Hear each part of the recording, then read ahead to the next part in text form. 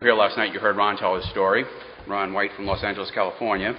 Doug R. and Carla R. from Tahunga, California. So this is our West Coast connection over here.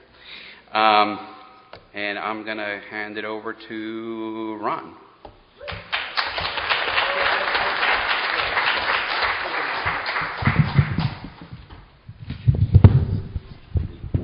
Thank you so much. Good afternoon. My name is Ronald White, and I'm an alcoholic. Hi, Ron. This topic is it's a trip because if you were here this morning and you heard us talking about sponsorship, a lot of what we were talking about at the end, because somebody gave us a question, and I don't know if he was a planted person, if they just planted him in the audience to give us that question, because it's the perfect segue into the afternoon session of what we're talking about, because he asked us about steps 4 and 5 and about what we do with our sponsees with that particular step, because this is what the 10th step is all about, because that's what this topic is about, because this 10th step says we continue to take personal inventory and when wrong, promptly admitted it. And so we're talking about really what is, I don't know if it's that compilation thing. I'm a big music fan. You know, I'm somebody who really likes the greatest hits, thing. I love going and culling over a group's greatest hits and getting that, and where you could play it all the way through and you love everything. Well, that's what the 10th step is. 10th step is the greatest hits of the first 9 steps, right? It's taking everything that I've learned in the process of recovery that's come up to that 10th step, and it's talking about now you start to do it, to practice these principles on a daily basis, that everything, Ronald White, that you've learned now going through these first 9 steps, why don't you put this into practice on a daily basis so that you don't have to have such a voluminous 4th step. The 4th step is like what I call spring cleaning. I don't know if they do that now and stuff, but I remember back in the day when I was little, when my mama would do spring cleaning, that's when she'd break out all the sponges and mops and the rags and all that stuff, and she'd tell us this is time we start pushing the beds to the side, and you get all the stuff that's underneath, and you wash the walls, and you wash the windows, and you do all that other kind of stuff, because there's been an accumulation of debris that's taken place over that year, right? And you do daily cleaning because, you do stuff, except there's always stuff that accumulates over the course of time, right? And that's what resentments are. Resentments are things that have accumulated over the course of time, right? And they fall through the cracks, except, guess what? Once I learned this process that we learn in Alcoholics Anonymous, this planned program of action, that you guys showed me how I'm supposed to now dig deep and get rid of the things that have been blocking me from what? A relationship with the power. And so now on a daily basis, I need to keep my house clean. I've done that spring clean and I've done that 4th and 5th steps. So Ronald, now, let's not let, I almost lapsed and said a bad word. Let's not let that shit pile up, anyway. Okay, so I did it intentionally, right? Don't let it pile up so much so that now you can be even more effective. Because I think it's in the 10th step in the book, and I almost didn't want to say it because I hate misquoting anything because I want to look smart. I don't want to look, like I don't know what I'm talking about. I think it's somewhere in that part of the book where it says, for by now sanity will have returned. Right? And that's when we get to that 10th step, because now the process of going through those first 9 steps have enabled me to learn how to, number 1, look at my part in things. When I get pissed off at people, when I get angry at people, when I get screwed up, when I get scared, fear, because remember we have 3 inventories. It's not just a resentment inventory. We've got a fear inventory, and we've got that sex conduct inventory, the relationship I have with my loved one, because those closest around me really bring up that selfishness and that self-centeredness in me, and I can really see that I can expand. Once I look at that, I can now look at my relationships with my friends and how I'm selfish and self-centered in those relationships, and how I'm using people, how I'm creating all kinds of confusion through jealousy and suspicion and all those things, right? And if you're puzzled about what I'm talking about, that means you haven't gone through the steps. Obviously, no. Because all of this, with the workshop that I do in LA with my brother, when we go through it, we tell people you need to be in this from the beginning. Because if you step in the middle, if you step into this thing when we just in inventory and you've forgotten the first 3 steps, that's why earlier this morning when somebody asked the question about the 4th step, I had to relate back to the first 3 steps. Because this is a 12-step program for a reason. And if we're focusing right now on step 10, you best believe that the 3 of us will be talking about the first 9 steps. Those steps before we get to step 10, because that's all step 10 is. It's wash, rinse, repeat. That's what Alcoholics Anonymous is all the time. Wash, rinse, repeat. Just keep repeating those steps, and you will get clean, as it were, if you continue to do these things. As you continue to do it, and guess what? It's practice. When I was practicing law, it was always, we called it the practice of the law, right, Doug? It's like we never become expert except the more that you do it over and over and over again.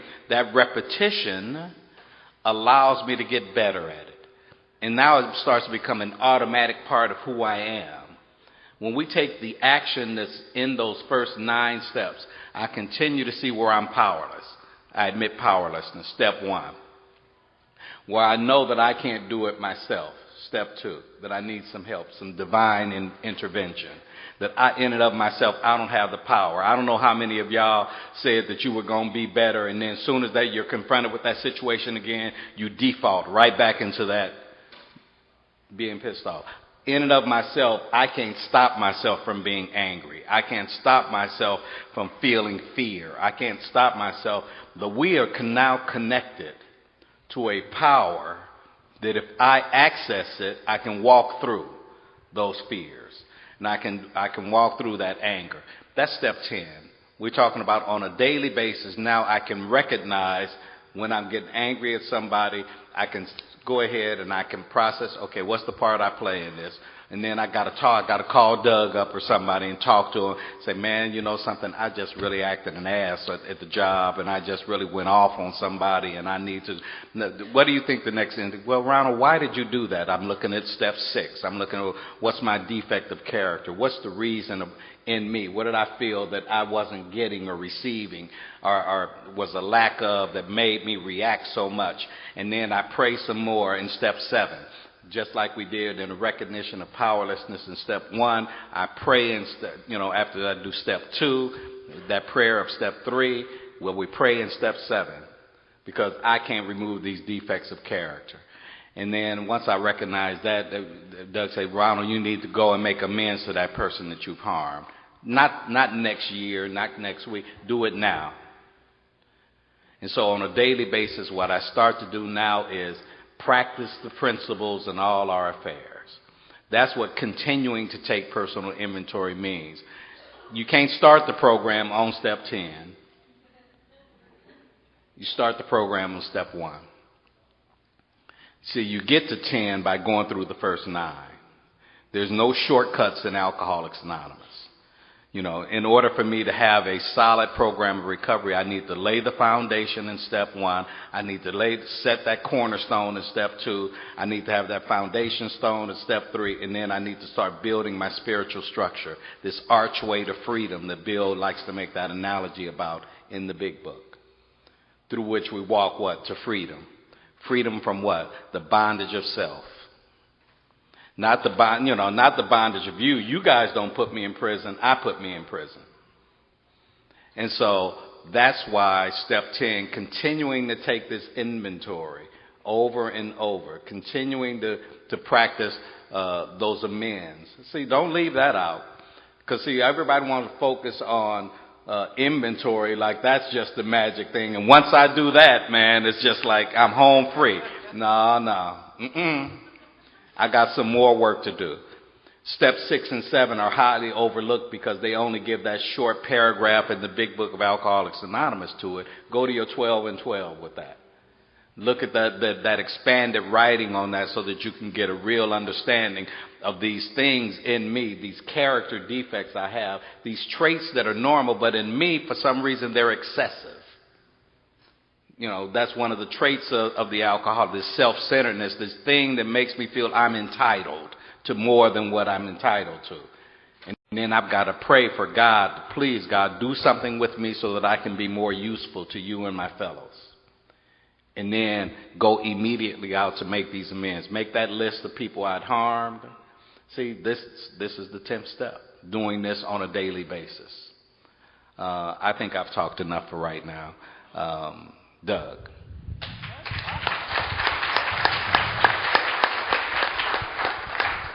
Thank you, Ronnie. And Ronald. No. Ronald. I'm sorry. My mother calls me Ronnie, so I felt very good. He always gets me mixed up with his mom. My name's Doug Rowell. I'm a grateful alcoholic. Yeah. We're all delighted to do this, and I look at the steps in a different way than both Ron and Carla. Both Ron and Carla consider the 10th step 1 through 9, and the way I look at it is that step 1 and 2 are prerequisite steps. Do I have a problem? Yes, I'm powerless. Yes. Okay, move on. Is there a power that I can call upon to solve this problem? Yes. Okay, that's step 1 and 2. And step 3, to me, when I turn my will and my life over to the care of God, I think I'm making a decision to take the rest of the steps. That's the process I'm using to turn my will and my life over. So to me, in step 10, let's see, and also, if you're new, this couldn't matter at all. Ron and I never fight about this. Carla and I sleep in the same bed. We don't fight about it. So it couldn't matter less. It's just a way of looking at stuff. And to me, step 10 is 4 through 9. Because it starts out saying, continue to take personal inventory. And then when we're wrong, promptly admitted it is steps 8 and 9. And it leaves out in the phrasing of step 6 and 7, which I agree with Ron, greatly overlooked by most of the fellowship. 6 and 7 people, oh yeah, I'm willing to get rid of those defects. Who doesn't want their defects removed? Well, I don't. I mean, that's my armor, you know. when I realize what they are, you know, because I have a sense of humor. That's a God-given sense of humor. And I can use it as a tool or I can use it as a weapon. And I've used it as both.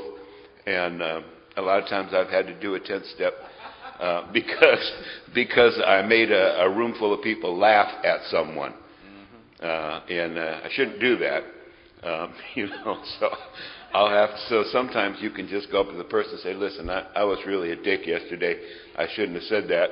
Or sometimes depending on the level of it, I want to apologize to the group for what I said yesterday. I disrespected this person, I disrespected myself, and I disrespected this group. So because I don't like to do this, after almost 30 years, 29 years and 50 days, I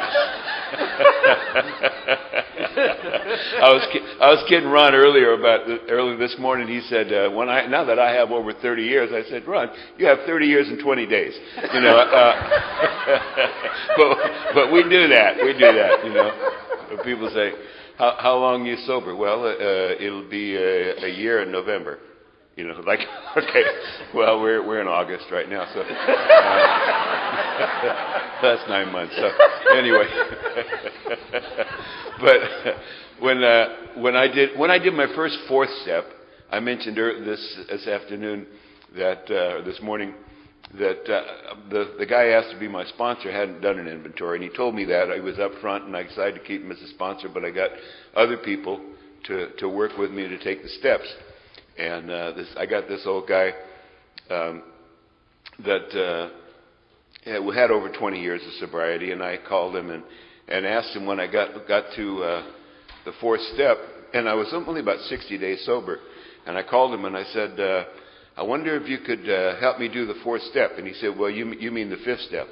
I said, no, I haven't done the inventory. He said, okay, we'll do the inventory, and then call me back and we'll get together and do the fifth step. I said, well, I don't know how to do it.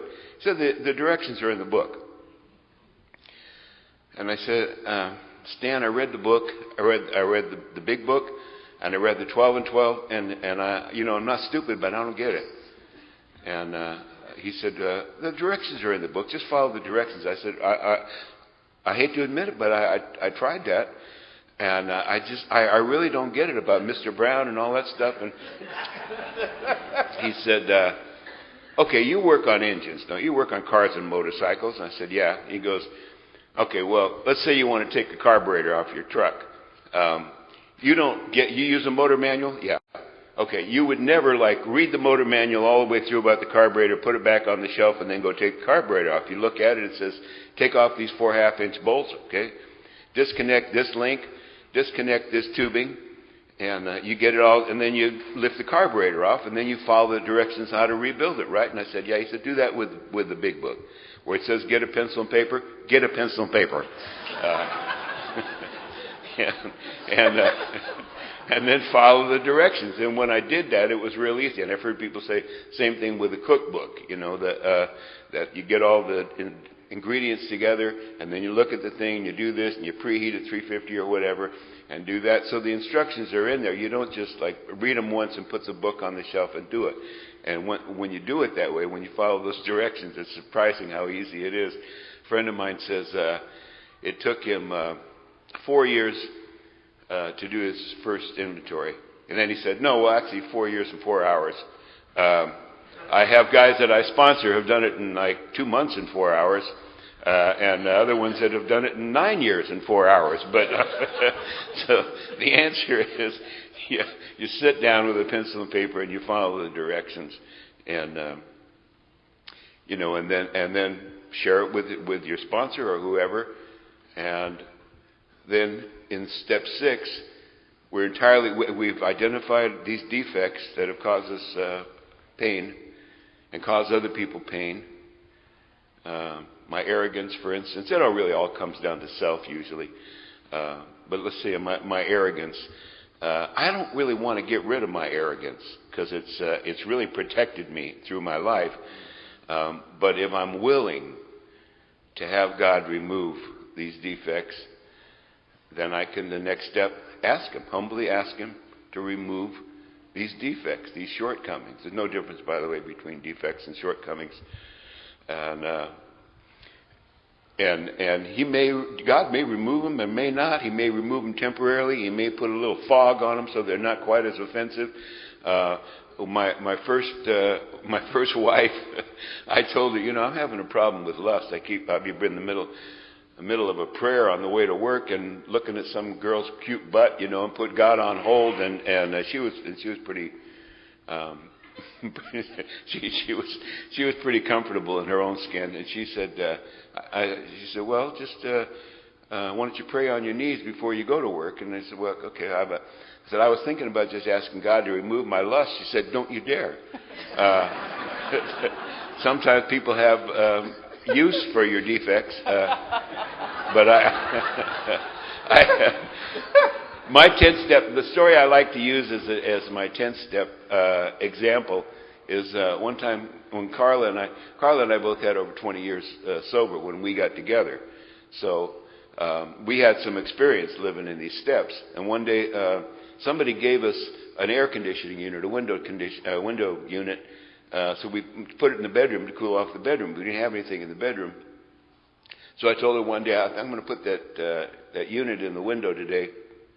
She said, you need any help? No, not right now. I got to reframe the window. I got to take out the window and reframe the window to size, and then I'll need some help putting it up there. And she said, okay, let me know. So I got on a ladder outside and inside and reframed the window and got it all set to go. And I got this unit, which probably weighed about 50 or 60 pounds, carried it up the back steps and into the house, and I said, Carla! No answer. I looked in the living room. She's in there on the phone. I said, Carla, I'm ready. No, she didn't come. So, in fact, she didn't even answer me. So, Carla! now I'm getting a little PO'd, because I'm ready. And I get over to the window and I yell, Carla! I need your help! Nothing. All right, well, screw you. So I had to stand up on the bed and balance this thing, and the window wasn't right over the bed. It was off to the side, and I'm going to have to lift it up with one hand and shove it into that hole and hope it stays there. Because if it falls and breaks, she is in trouble. And I got it in there. And now I have to go out and cut on the ladder and come up and then fasten it in. So I'll go out the back door and I slam the back door. And I'm getting my tools and she comes to the back door. She said, "Are you all right?" I said, "Don't talk to me. I can't talk to you. We're going to be together for a long time and I'm going to say something that I wish I hadn't said and can't take back." She said, "Okay." So she went back in. She'll give me that cushion, and so I got in and I'm stomping around thinking, and I went back in and she said, "I'm sorry, I was on the phone with my sponsor." Well, I still can't talk to her. But I need to do a 10-step on this. This is clear. Okay. Who am I mad at? I have a resentment against my wife, Carla. Why? Because she said she would help me put this unit in, and then when I was ready, she didn't. She wasn't there for me. What does it affect? Does it affect my pocketbook ambition, my pocketbook, no.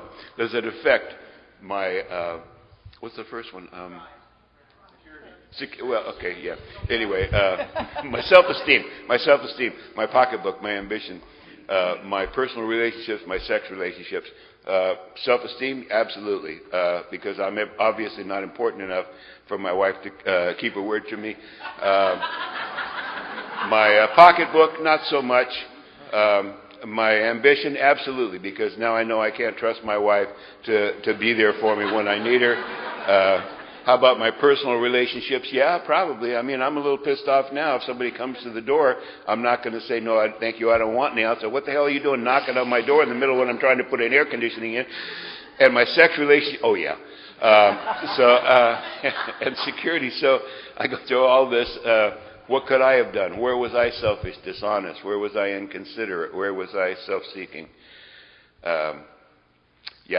All that comes into, what could I have done differently? Oh, I could have waited. As soon as the word "waited" came into mind, I thought, I don't even have to call my sponsor on this one. I'm good. I went and apologized for yelling at her. She said, "I didn't hear you. I'm sorry." But that's certainly not the only 10th step I've had to do, and I may have to do one today. Who knows? But but it's as good an example as I need. All right. Yay.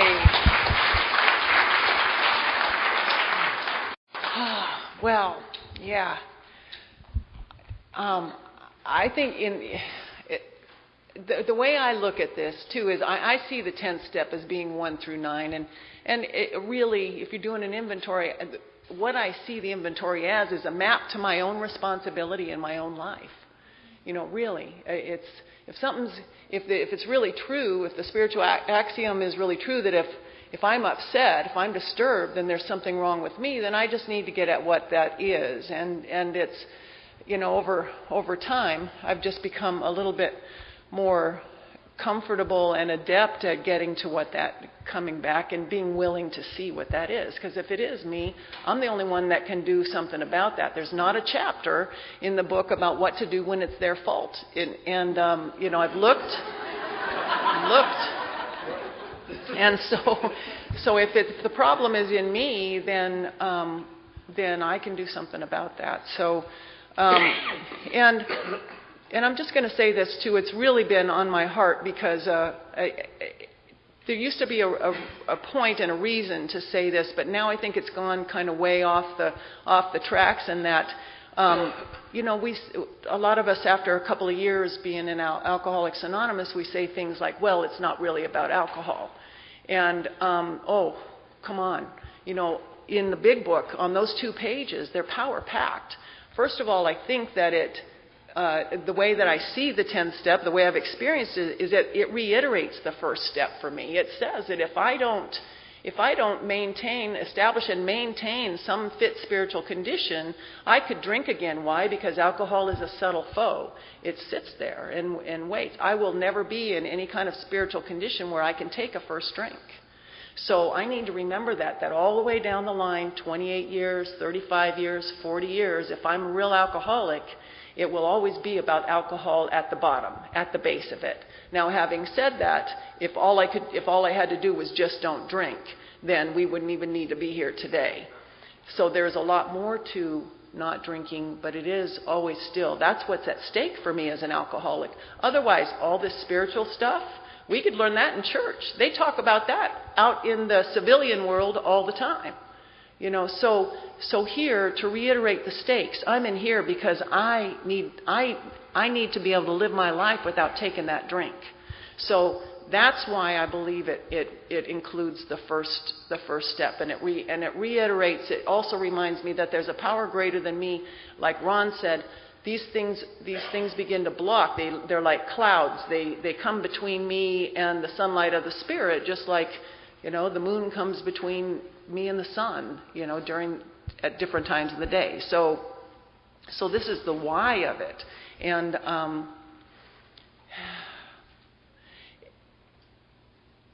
I call it the 10th step anymore anyway. I might have a semi-annual house cleaning, and I'm still calling it a 10th step, but it's just a longer 10th step.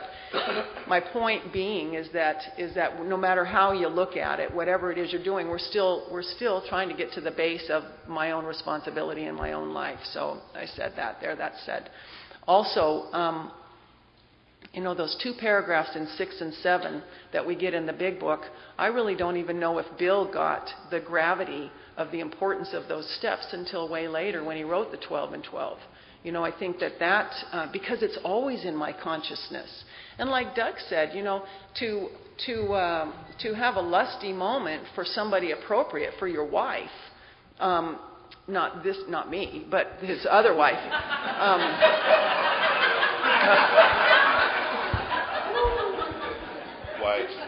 Wives, his other wives. You know, to have these instincts, they're God-given. To have sex instincts, that's God-given. To have survival instincts, those are God-given. It's just when they get out of balance and we start to use them beyond their intended purpose is when they get wacky. And I don't even believe that's exclusive to alcoholics.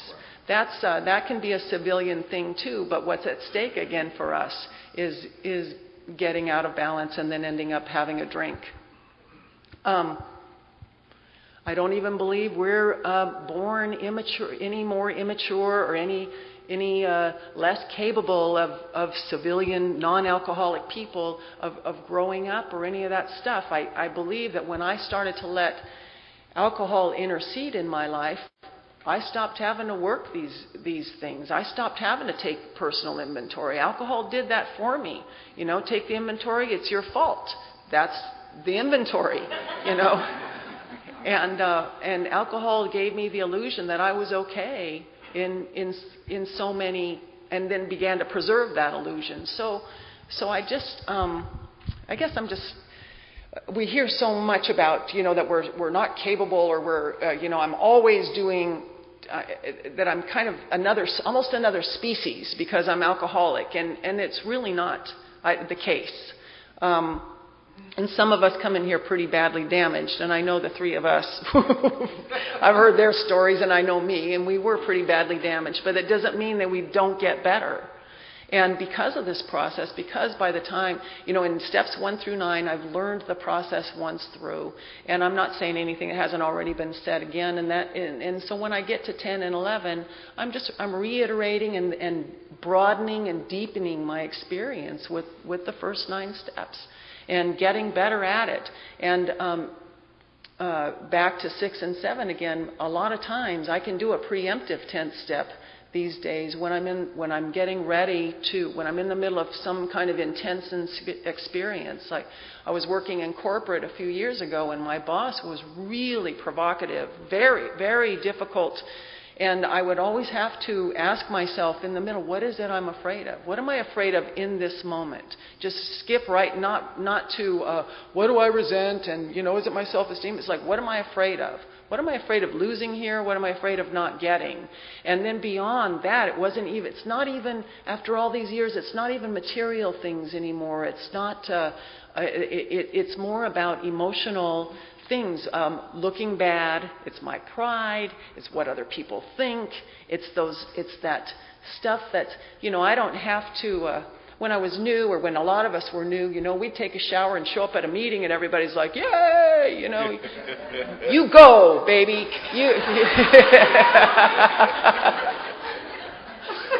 But now, we're 20 plus years sober. People want more than that from us. And Bill talks about that in The Language of the Heart. He wrote 3 letters that later on, I think it's in the 3rd segment of the book if you get it, and one was The Greatest Gift of All. The second letter was Emotional Sobriety, The Next Frontier, and the third was Practice Step 11. And now 10 and 11 run very close with me because I'm a better 10th stepper if I do step 11 in the morning and then all throughout the day. And in fact, the layout for the instructions of step 11 in the big book tell us what we can do when we retire at night, upon awakening, and all throughout the day. So it's all covered, When I'm doing an 11 step, I'm a better 10-stepper, and when I do a 10th step, I'm a better 11-stepper. They just go together. They produce that unshakable foundation for living. And but it reminds me that the disturbance is always within me, and I don't like looking at, oh, damn, jealous, one more time, and God dang it. I don't even believe in being jealous. You know what I mean? I don't believe in it. And yet, sometimes, God darn it. And I have one sponsee who just loves 10 steps right now. She says, I bust out an inventory. It's no calories, and it's fun. It just takes a minute. And then I'm clear, And I love this. Ron brought this up, too. Sometimes that inventory taking can become an exercise in self-centeredness. Now I'm going to write about me again. Okay. Let's go I'm going to write about me one more time. And no, because the end of that step, it says we're going to take some corrective action. We're going to take a look. We're going to see some stuff that's probably all too familiar, and then we're going to go take corrective action right now. Sometimes it's not even about having to go face a person, although many times it is, and it doesn't go like this either. I had a friend one time when we were both pretty new in our first or second year. She called me, and we had a little tiff, and she called me and she said, well, I'm calling you because one of us has to be the bigger person.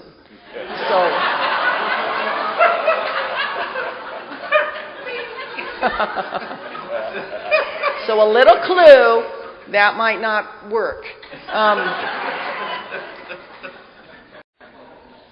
But it is about taking corrective action, and I always feel better when I go in and it doesn't go, oh, I'm sorry. Although I'm sorry, sometimes can have some depth and weight, but I was wrong. And what can I do to fix this? If something needs fixing, if something needs being made right, then how can I do that?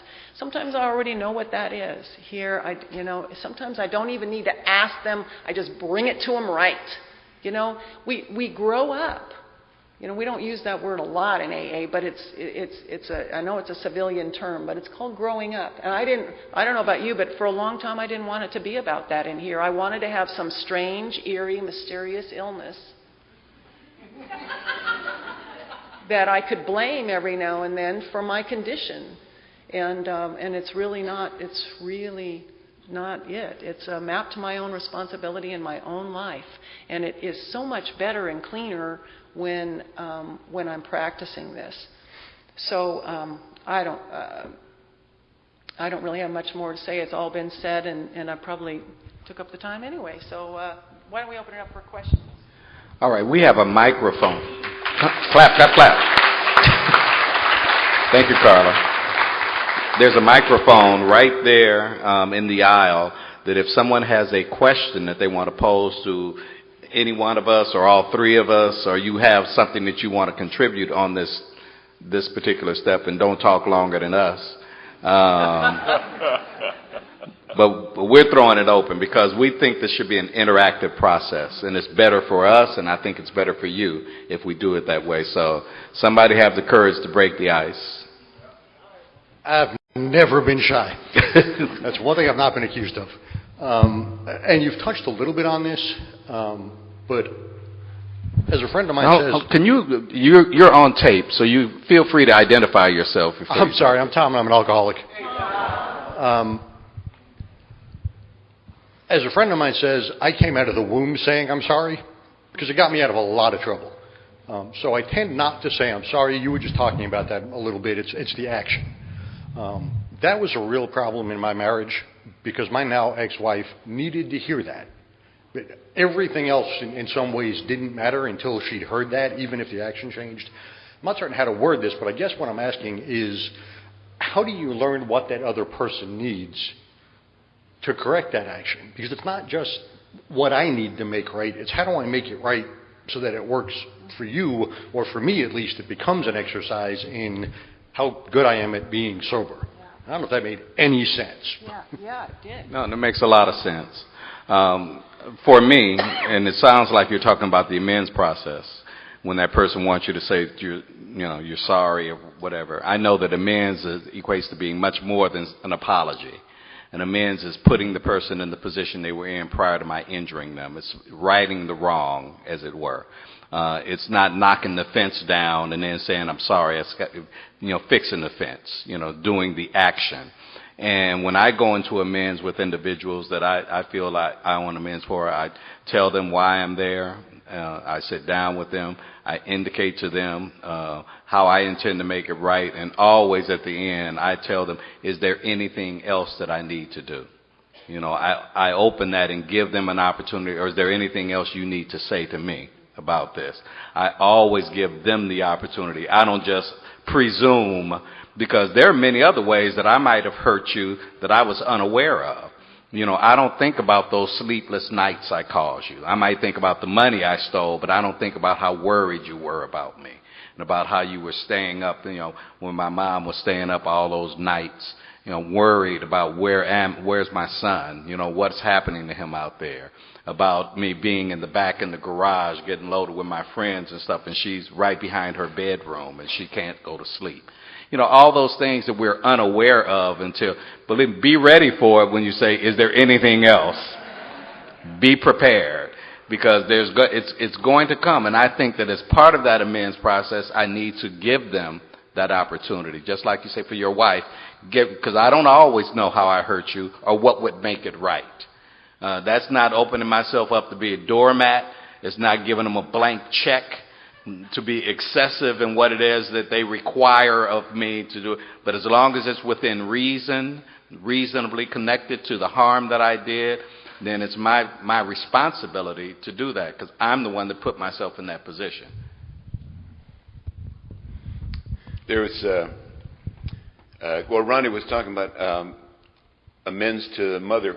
When I was sober 2, maybe 3 years, my mother said, do you remember one time when you were working on your car and I called you and you said you were going to get a bicycle? I remember that. I was working on my brakes, putting a new set of brakes on my car, and I needed to go to the parts house to get stuff, so I had to put everything back together and drive to. So my mom called after I got back, and we were talking, and I said, I think I'm going to get a bicycle. She said, a bicycle? You got a car? I said, yeah, but so if I'm working on it and I need to go to the parts house, I can ride to the parts house and get the part, and when I put the car back together. I don't know why I remembered that, but I know why she remembered it, because she said right after that conversation, I said to your dad, well, it's not going to be long now. It'll be, Doug, that old drunk that rides around Tahunga on a bicycle. I wasn't old. I was 40 years old, But I was that drunk, and if I had gotten that bicycle, I could have sold my car and decided to get it, I don't know, but that's the way. I don't know how many layers of surrender a mother has to go through to accept that possibility for her only child. So we don't know a lot of the damage we've done. We have a friend named Tom that was a burglar, stole a lot of stuff, before he got sober. And after he got sober, he was sober a while. He went around to every house that he remembered robbing and said, I burglarized your house on such and such a date.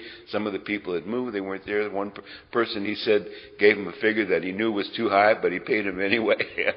And one family that he went to, the woman said, would you come in and tell my husband that? And he went in and he told the husband, I burglarized your house. I stole your stuff. And they started to cry, and they said, we always thought it was our son. So we don't know the damage that we did, and we don't know the good that we can do making amends. We'll just go to the next question. Hi, family. My name is Jonathan, and I'm a real alcoholic, and I'm from the Bronx, Jonathan. New York.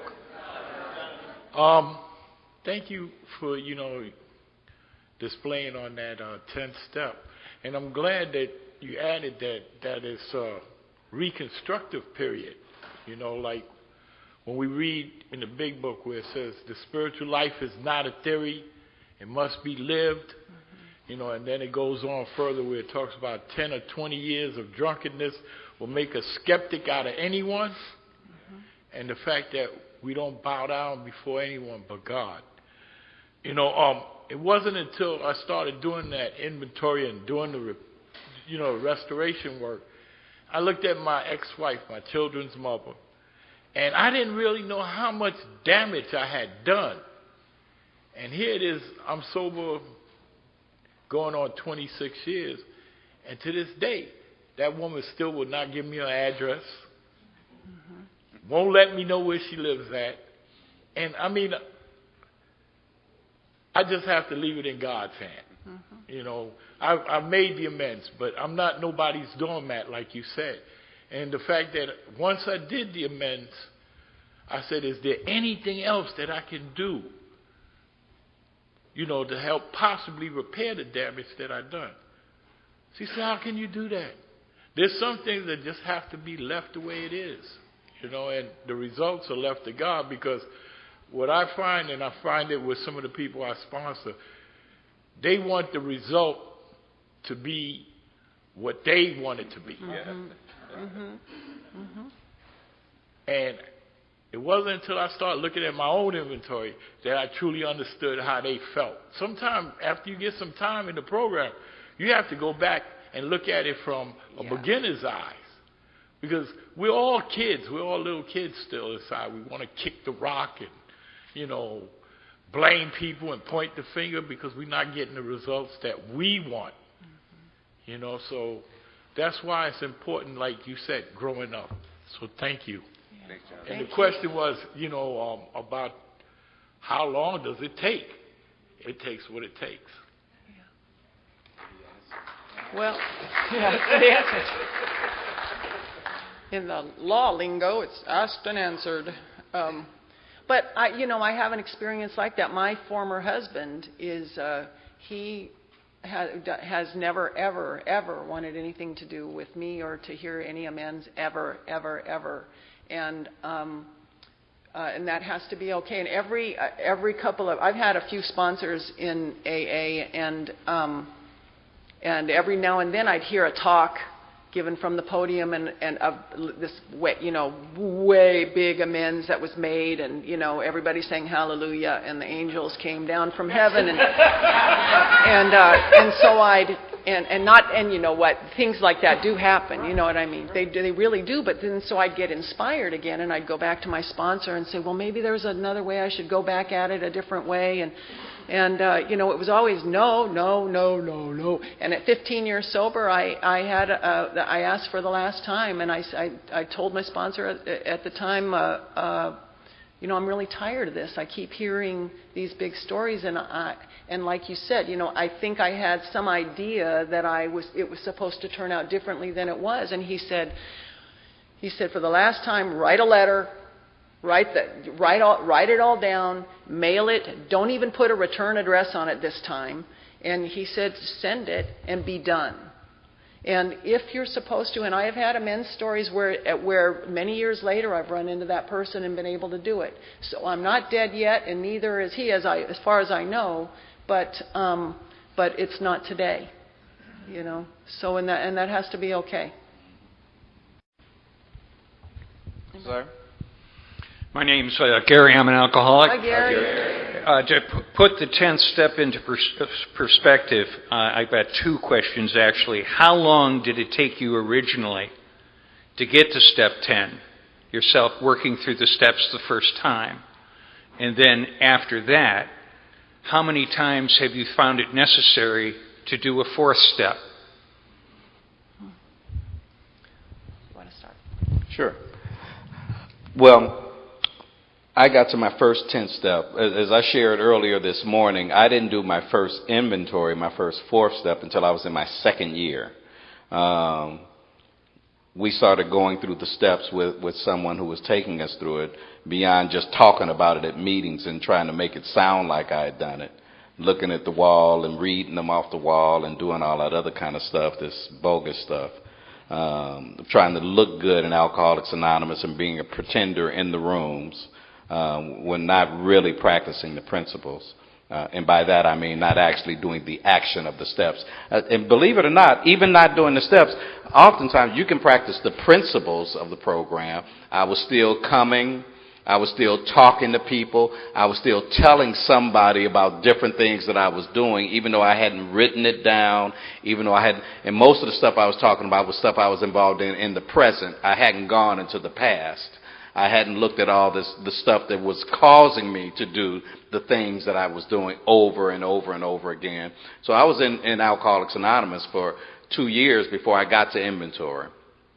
I didn't get to the 10th step until maybe I was about 2.5 years sober, because we went through it slowly and we took our time and we did, laying all the bricks as I would want them to do at the same time that I'm living in the rooms and still doing the stuff I'm supposed to be doing. So 2.5 years when I did my first 10th step. I do a fourth step because I'm in a workshop all the time where we're bringing new people through the process all the time. I end up doing one annually. I do one every year. I've done an inventory. It gets shorter and then sometimes longer because it depends on what's happening in my life during that time period. And really, it's, how they have that saying in the rooms of more will be revealed. It's amazing how as I pull back the layers of my life, I'm 61 years old. Best believe it's a lot of things I've forgotten that have occurred in my life that really were critical things that I hold against people, but I just don't remember them. I don't remember. I smoked a lot of weed. What can I say? I'm sorry, I can't remember everything. Not to make light of it, as time goes on, you remember more things. And as you have more people in your life like Carla or Doug or other people who share their experiences with you and they trigger things in you to say, and you have these aha moments. I've forgotten all about that. And I write that name down and I'll do whatever. And when I went through this past trouble with the bar, you can best believe on my last inventory, the State Bar of California was on my inventory. The guy who was in my life that caused this problem that my law office was involved in, that caused this disbarment, he was on my inventory. And best, when we got down to the fourth, I needed to see the part that I played in it so I would be able to let that go and move on with my life. So these annual inventories, these things that I do annually, so I do one every year. I know some people say they've done one and that's it, and everything else is a 10th step. Okay, that's good if you do, but I'm not that good. I do 10th step, but there's still always a lot of debris that I need to continue to clean up that I'm not able to let go of. And so I've just find that the exercise doing it. Plus, I like to go through it with new people and set an example so they can see me doing it, doing what I'm preaching, what I'm saying. And I model myself. Yeah. When I did my first inventory, I was sober 2 months. So I didn't have the experience, even hearing the experience of doing a very thorough. I did as thorough a fourth step as I could, and then I did my fifth step. I was as honest as I could be. I didn't hold anything back deliberately. My sixth and seventh step, after I did my inventory, I went and sat in a park with the book for an hour and tried to decide if I tried to make mortar without sand, the book says. And then I took, and with 7 pages, and I went over to a stone barbecue in the park, started a little fire, and I read the pages and I put them in the fire because somebody had said burn your inventory, and the book doesn't say that, but somebody, told me to do that. So, and to be fair, I already knew the amends I had to make. I hadn't made a separate list, but there was some that I knew I had to make. But that I thought I had done a 6th and 7th step. I really did. I thought that was it. And and as you're sober longer and you hear other people talking and you have more experience and you realize you get a deeper meaning of what things mean. Like Ron said, some people call a 2nd, a 3rd, a 4th, a 10th, a 20th inventory 4th step, a 10th step. Chuck C said we do 1 4th step. And then the rest of them are 10th steps. So, and I don't care what number you put on it. It really doesn't matter. The process is exactly the same,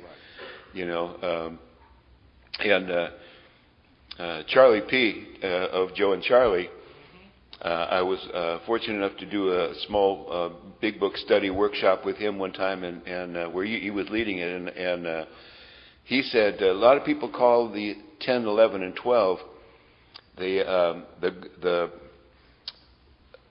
maintenance steps. And he said, I don't call them. To me, maintenance is something I do with my car. I change the oil, change the plugs, change the points, do all that stuff. That's maintenance. That's taking care of my car, trying to make it last a little longer. To me, 10, 11, and 12 are the growth steps. So I wrote this down, the growth steps. And then he went on to read the next page and said, we're not cured of alcohol. What we have is a daily reprieve contingent on the maintenance of our spiritual condition. me being the pebble in the boot of AA, had to raise, excuse me, Charlie.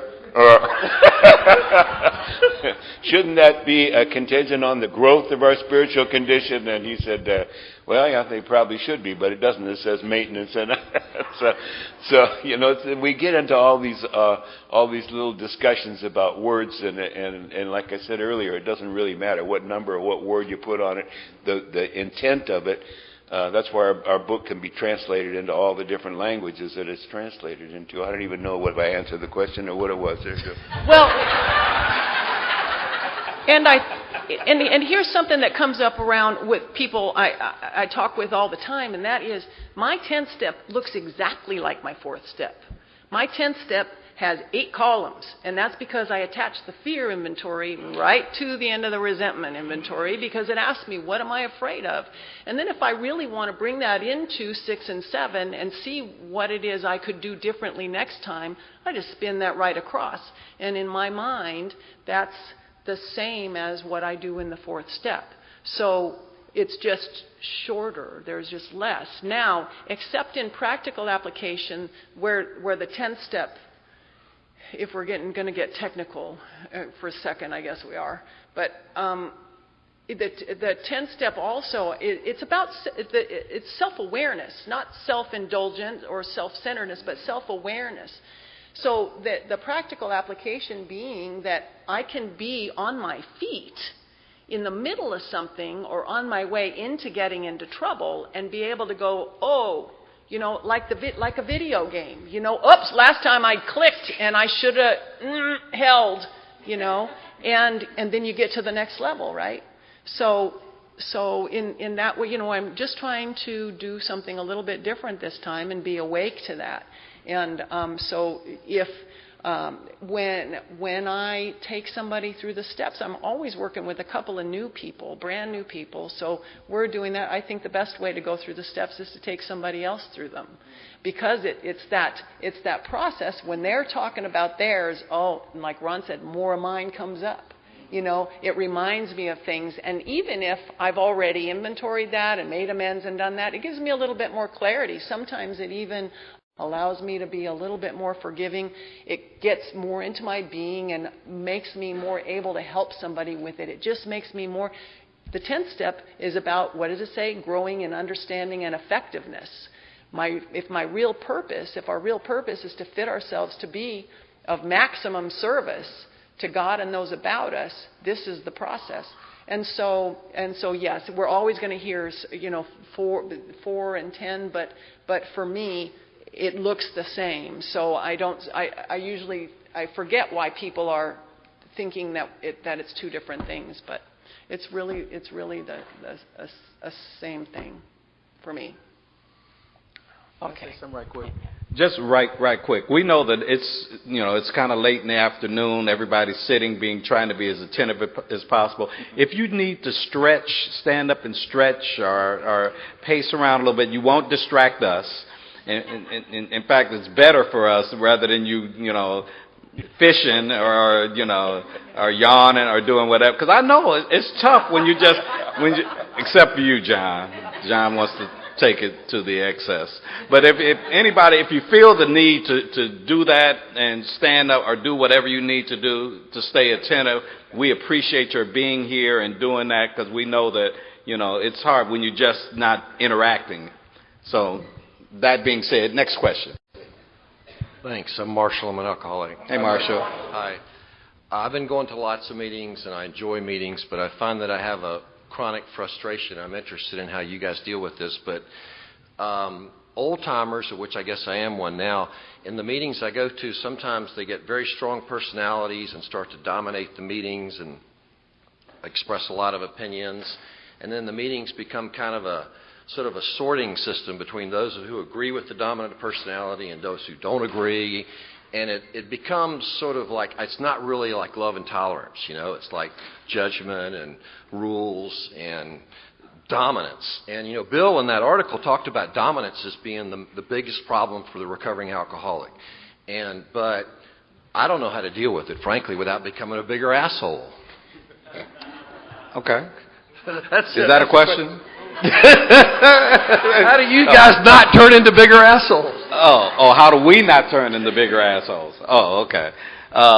Because it's so funny. I don't know where I crossed that line into being an old timer from being somebody who was new. Because I was about to say it again. I'm 30 in 20 days, and I don't know where that came from, and I don't know what where I am with that, except I wish I had more old-timers in some of the meetings that I went to who were speaking up and expressing themselves, not dominating, because I think what ends up happening is, obviously, we're around here, we get opinionated, and people's opinions, sometimes we give them more validity when the person's been around for a longer period of time, because we somehow want to say that their living experiences have maybe given them a little bit more credence to what they're saying. Well, that's life. That's life where I'm looking at my elders, the people who've come before me, and that's how I grew up and what have you.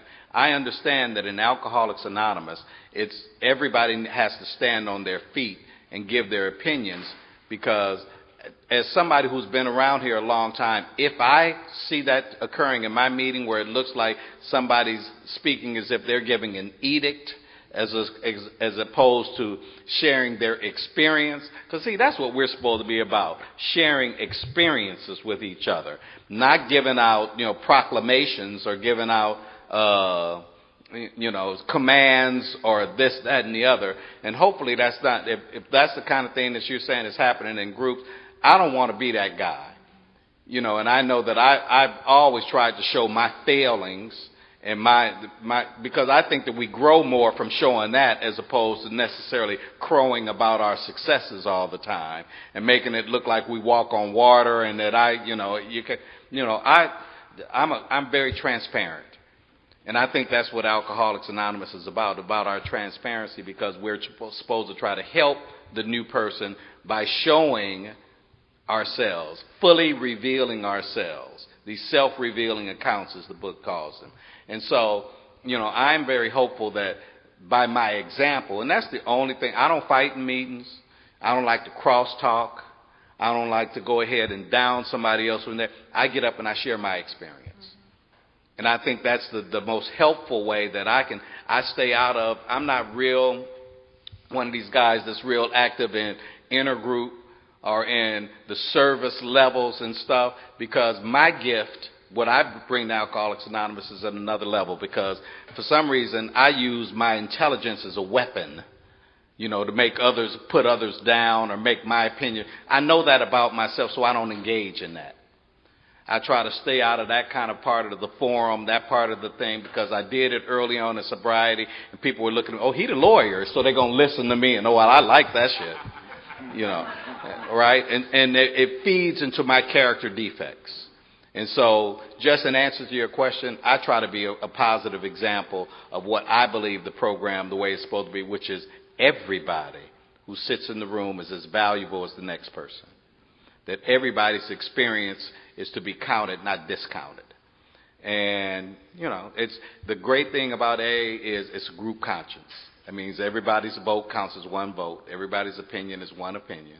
And, you know, when it comes down to it, that's what it is. We have no president of Alcoholics Anonymous. We have trusted servants.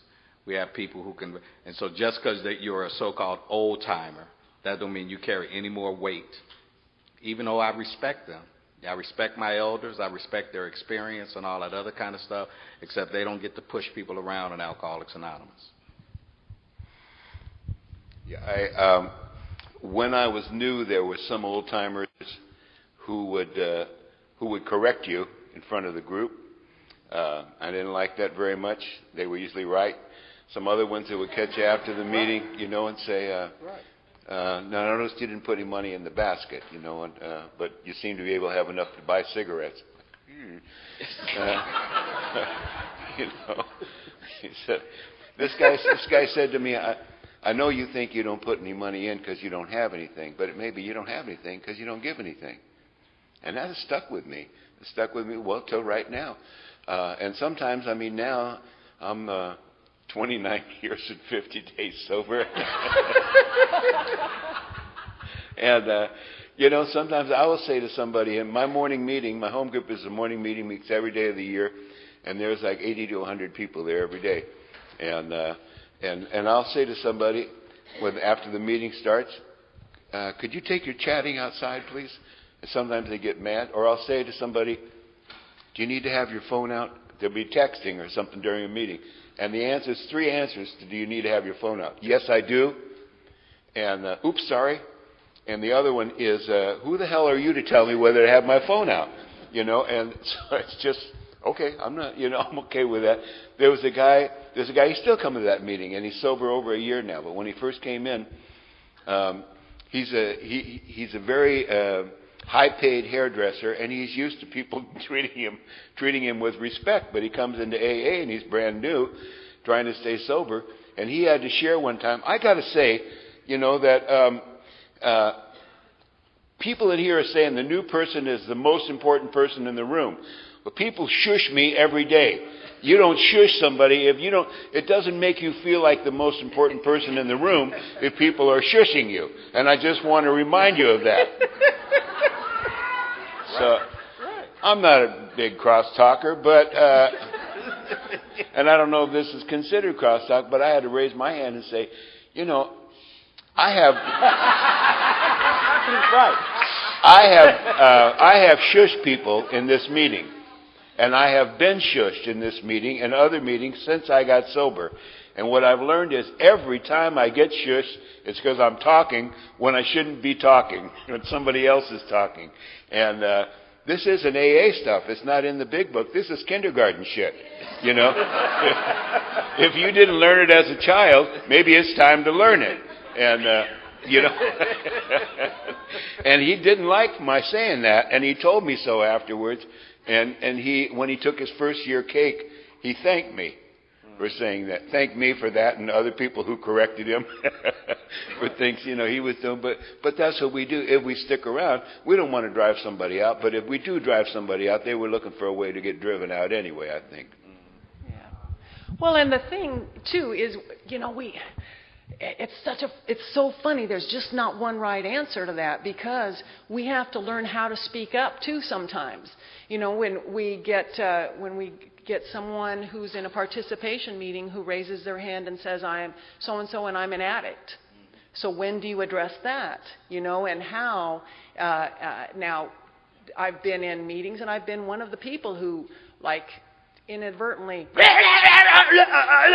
are you an alcoholic? You know, been that person, and you know, and realized that didn't go off very well. It is not even what I Nobody really wanted that to happen. And, welcome to AA. We love you. And so by that we learn, somebody had to raise their hand or somebody needed to take them aside. I remember one of the most beautiful ways was when old-timer, when I was newer, she raised her hand in the middle of his share because she felt that she should. And she says, "Excuse me, but do you have a desire to stop drinking?"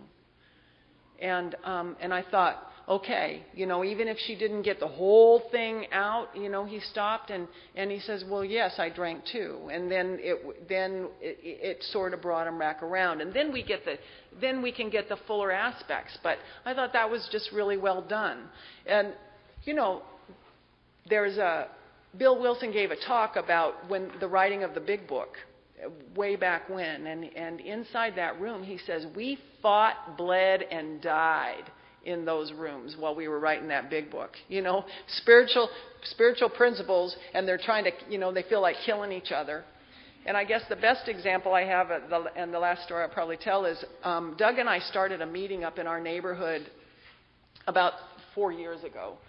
We wanted to have a little nook in our area. We're a little off the beaten path. We wanted to have a meeting that had some structure to it, not overly done, but just some structure to it where people weren't in the kitchen talking all the time during the meeting. It was step-based. It was a three-legacy meeting, and we felt like really good about it. And then we'd open with the Serenity Prayer and close with the Lord's Prayer. Not that that's mandatory, but that's just how we were going to do it. Read chapter 3 and then the steps, and then we had a speaker come in and talk for 40 minutes on the step, and then questions and answers.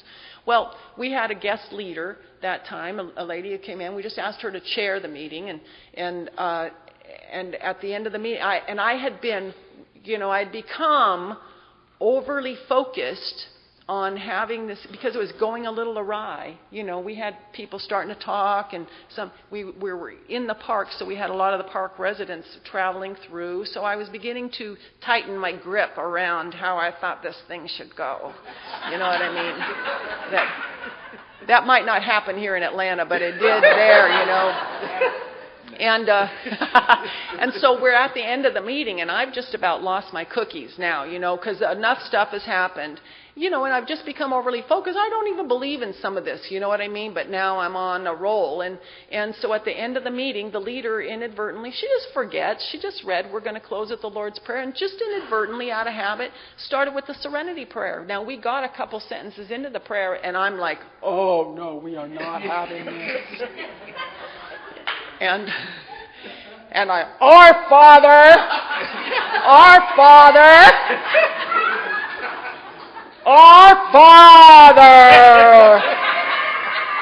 And I was going to turn the tide of that room, come hell or high water. And I saw myself doing it, and I couldn't stop. It's like, let it go, for God's sake. Oh, and what a tizzy, horrible, horrible week all of us had. And then, the worst fights Doug and I ever had were over that meeting. Anyway. You And can't so argue now, about prayers. What can you argue about? Horrible, horrible, where we'd end up standing in the living room of our little honeymoon home. Screw you!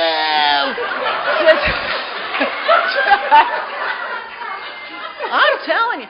So the next week, in order to take corrective action, I went up immediately after the meeting. I talked to the leader and I said, God, I'm really sorry. I just really lost my mind, and she wasn't that thrilled about it. She said, I got 9 years of sobriety. You ain't going to make me drink. And I was like, oh, God. She never came back, and not to our meeting anyway. I'm sure she went to others. But the next Monday, I was like, okay, no matter what happens, I'm going to just let this be. It can't if God's in charge, get the hell out of the way, okay? We want this meeting to go. And so at the end of the meeting, Doug gets asked to do the prayer. Now, what prayer do you think he started? And God. Oh, my God. And I stood there, and I was sweating and chewing my lip. And couldn't believe, how could you do this to me? And I couldn't say anything. If I was really going to follow up with corrective action, You know, I mean, and I'm sorry is not the end. Whether you say I was wrong or I'm sorry, I don't think, we don't want to make a habit out of that. But I'm sorry, there's nothing wrong inherently with that. But we're just so used to just saying that and letting that be it, you know. So I had to take corrective action, and God darn it, you know, it was just so hard. And, you know, because my pride's involved, and I want to, you know, I think I know something in the moment. You really don't. I really knew I didn't, but we just, you know, go off the chain sometimes. And he did. On the way home, I asked him, I said, "You did that on purpose, didn't you?" He said, "Yeah." And so anyway, I had to learn a big lesson. We really got to laugh at ourselves, which is, you know, sometimes it's a got to, but most of the time, the beauty of Alcoholics Anonymous was this ability to learn to look forward to laughing at ourselves and really not take ourselves so seriously. But God, you know, I think that was just, that was my favorite story about the 10th step. I'm Patsy, and I'm an alcoholic. Thank you for all the laughter. This has been delightful.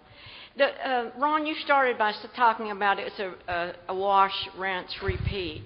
And to Carla specifically about that, when you talked about the making of the amends to the people who are like, no, you know, you've done everything you can, you've repeated it and so forth. And in my case, I could really relate to what you were saying. You know, you wear a few sponsors out about, well, maybe this is the year to let them know how wonderful I am. But on a serious note, those relationships, and usually for me it's family of origin, that there is not going to be, and that any effort to do more beyond, and my conscience, I suppose, is clear in the sense that I've done everything that the instructions in the book told me, but there is that late at night, or when I hear a speaker say about this wonderful amends, I'm saying there's still that disconnect with that person that I love and I grew up with. And I would like to hear maybe the three of you say, or at least if you've had this experience, what do you do with those people for the rest of your sober life? I'm in a stage right now where it's like, if this is really about letting go of my ego, I have to let go of this person and trust that God's going to give them what they want without me being a part of it. But I do think it's still really much a part of being sober, being spiritually fit, but still recognize that I'm going to go to my grave with some loss. Does that make sense? Absolutely. If y'all would talk a little bit about that. Patsy, I'm sorry, I don't have that experience. I'm so wonderful, everybody accepts my, you know, they bow down and all that. No, I know the thing that I will share, and then I'll pass it, because I don't like sharing out of my experience if I haven't had the experiences. Just what I've seen in the book and what we share with people, and I've shared with people who have come to me that I've sponsored, who they're very unhappy when they go to make the amends, and then the person doesn't either wants to slam the door in their face or doesn't want to accept it or whatever it might be. And the book says we've done our part.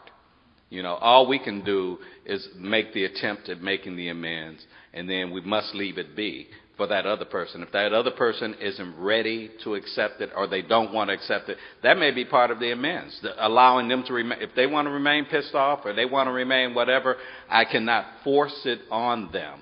You know, my actions that I did in the past have created this situation. What I'm doing now is the corrective action that I can take, and then, you know, I can't make nor force them to be ready to accept it, spiritually or whatever it might have been, whatever it is on their part. And I can't get, because once again, I got to stay away from the mind reading business. I got to stay away from being that actor that we talked about in step 3 that wants to manage everything and thinks I told you I'm a television and movie guy. I like happy endings. I like I want to see the credits come on and I'm the guy standing there and everybody's looking and applauding. No, it's not going to always be that way. And so sometimes there will be unresolved issues that have to just really remain that way because you've done your part. And for me to cling to it I'm trying to play God. That's what I always have to remember. Once again, I'm trying to play God. I'm trying to script the ending. Maybe this is just the way it's supposed to be. I sponsor a guy who, when he got sober, is making amends to his family the best he could and doing it the right way. Here's what I think I did. Sometimes people said, I don't remember when you did that, but how about this? You did this. He didn't remember, and he really worked at it. His sister, he said, what can I do to make it right? She said, you can leave me and my family alone. And so he came to me and he said, I don't know what to do. She told you what to do. Yeah, because we want to make it right. And he was clean and sober, and most of his family were accepting amends, and he paid back money and everything, and he really wanted to be an uncle to his nephew and niece, and a brother to his sister, and she just didn't want to hear it. And I told him, leave it alone. Your other family is respecting you, and as time goes by, you'll do for them. Respect him. He said, well, I'm thinking maybe I should just send a birthday card on her birthday. Said, she told you to leave her and her family alone. Do that. And maybe she'll come around and maybe she won't. And the last I heard, she still hadn't. She's got a resentment that she needs to work on, but he doesn't.